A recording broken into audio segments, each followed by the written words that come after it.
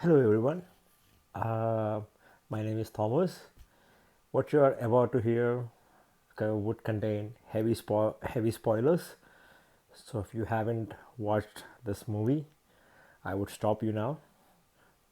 Go and watch, and then come back to this video. Okay? Okay, here you have been warned, and if you still continue to watch, it's not my fault, right? Okay, so I watched Spider-Man Brand New Day almost the first day, the last show.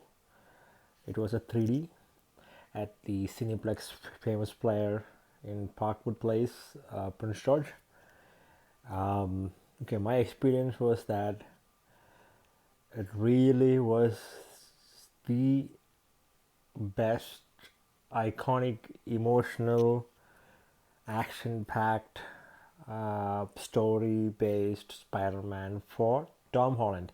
Now, everyone is comparing Tom Holland with Andrew Garfield and Tobey Maguire. You know, Spider-Man 1, Spider-Man 2, Spider-Man 3, The Amazing Spider-Man 1 and 2. Those were the best movies for their time. There's no question about it. And Andrew Garfield deserved a third one. The Amazing Spider-Man CGI for that time, the VFX, the Tobey's version of Spider-Man was the best of for that time.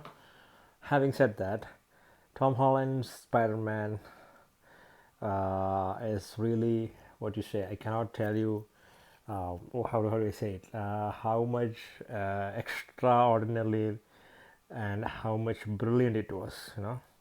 The stunts, how they choreographed the stunts, how they choreographed the emotional scenes, the VFX of it, the CGI of it, and how some of the characters came into life, and you know that once you see it, and you know that these characters will be there in Avengers Doomsday, and maybe in Avengers Secret Wars. Um, how do I say it? The everything that Jackie Chan's stunt team could do, they have done it best. It's quite evident how Peter deals with all his personal life struggle after losing Aunt May and after making everyone forget who he was, including his love, his girlfriend, his best friend, and how he is dealing with the with the with the with the with the how he's dealing with the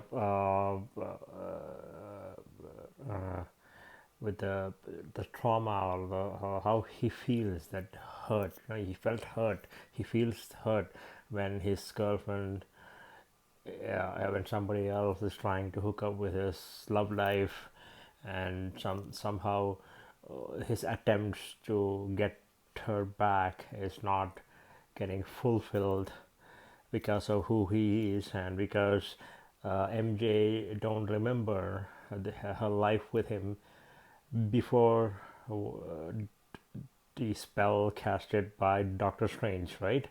And then finally towards the end, when Peter makes Ned realize that they were best friends with their own unique way of giving a handshake. That's a positive note. um, when you are with when you loved someone, and all of a sudden, and eventually when that person goes to someone else, or that hurts. That the feeling is so, it's like a mountain. Somebody kept a mountain on your heart. And so the character Jean Grey, how she becomes a hero from a so-called villain. She wasn't a villain, but then the some of the things that happens in the movie makes her a villain, kind of thing. But then how Spider-Man realized her, who she was, and then helps, and then how Banner becomes Hulk. That part was a bit unclear for me. How he how Jean Grey was able to manipulate Hulk and then destroy the whole place, create a havoc, Um, Everyone played their part well, and I love the new Spidey suit. And I saw on the internet that somebody is asking how Peter was able to find money to live in an apartment top floor and buy all those computers and the flip phone, the phone that can be folded and all. My best guess is maybe the makers would come up with their own theory for sure after a while. But my best guess is after Doctor Strange made everyone forget who Peter Parker was, he's starting fresh. That's why it's a brand new day. So he himself says in a dialogue that he is volunteering for the cops, and one lady especially, she and Spider-Man works together. And what if he's being paid for his service in an unidentified account or something, or cash in hand, or unidentified work and stuff like that? If he's really not volunteering, so that's how he might have received his payment, or just. And I cannot agree with somebody saying Tony Stark maybe he would have left her fortune for him, that so that he could live and survive. No, that's not possible, because what if everyone has forgotten Peter Parker was Spider-Man? Then my guess is Happy and Pepper Potts won't recognize Peter, just like Ned and MJ didn't recognize Ned. So they cannot approve the funding that some people on the net claims that Stark left for Peter. So that source is closed. And Stark didn't leave the fortune for Spider-Man. He left it for Peter because Stark adored Peter like a son. And then he helped Peter to upgrade his power, his suit, his armor, right? So that's how it worked. And overall, it was good. I am going to watch it again because of some reasons. Some issues happened, and which really ruined my movie watching experience. I'm not claiming that I am a perfect person. I took a photo of the title, Marvel Studios Spider-Man Brand New Day, those titles. That's it. It was photos. Okay, let me talk about some things that really ruined my experience. First thing, I went to the theater. It was auditorium number 4, and when I went in, they said it's 2. If it's not, then if I don't find my seat in 2, then you can go to 4. And then I went to 4. First thing, two people of Indian origin were sitting on my seat, so I had to ask them to move. And one person was staring at me like, okay, why can't you just sit somewhere else? Like, I'm not.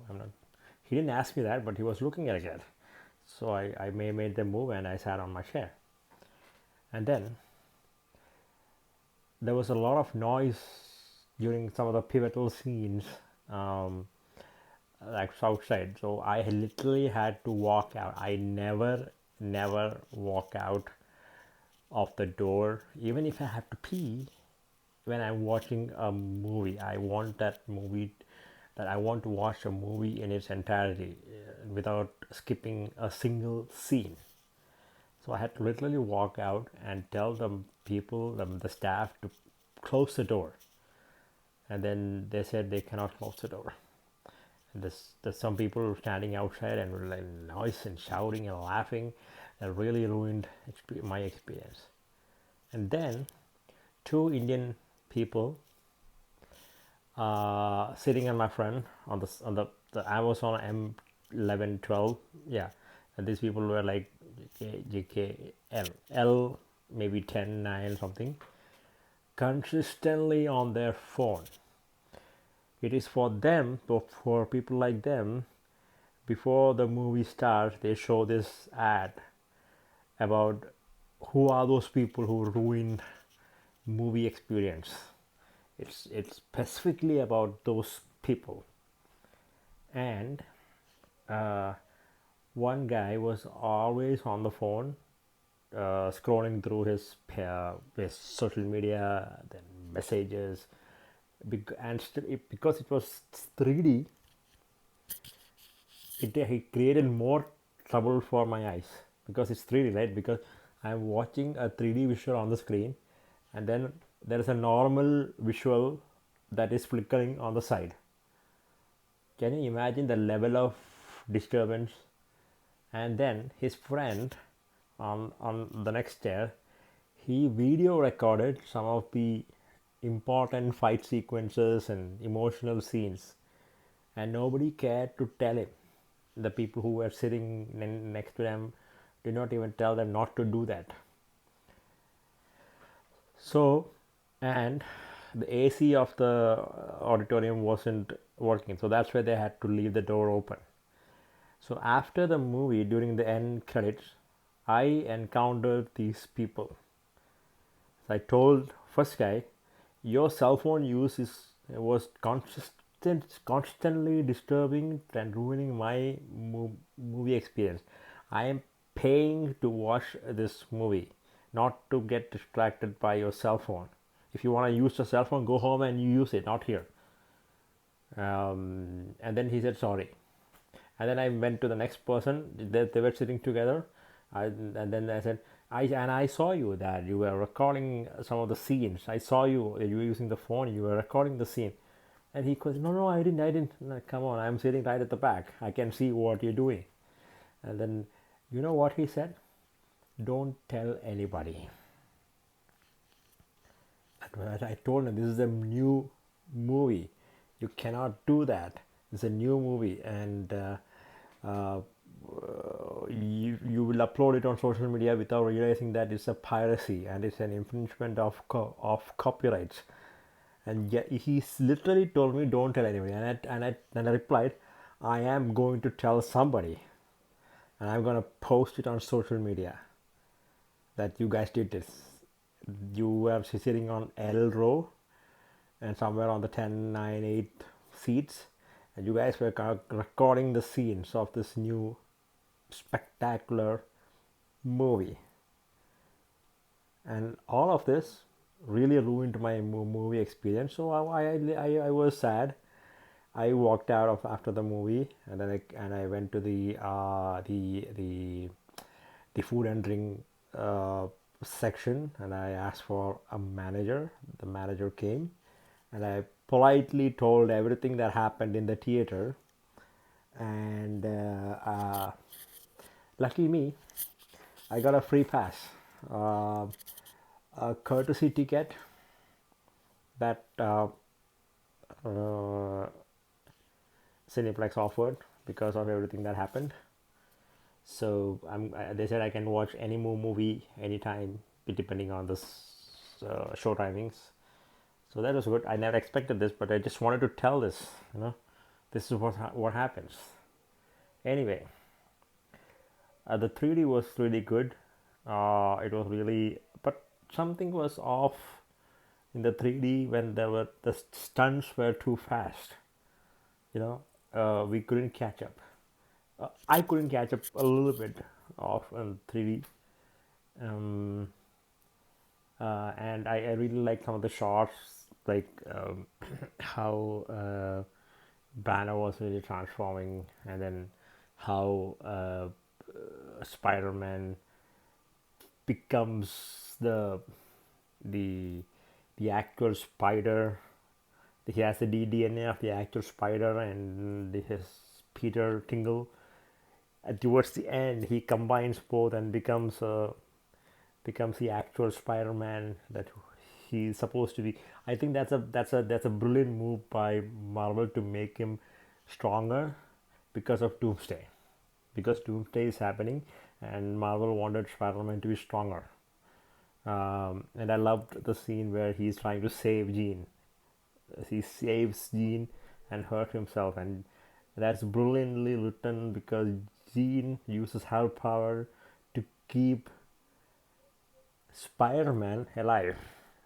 Can you imagine that? That's cool. That's brilliant. Anyway, thank you for the movie. It was good, really good, and I'm gonna watch it again in 3D. Maybe after all the busy rush hour weekend, I'm gonna watch it again, and I'm gonna really enjoy the movie. Okay, thank you.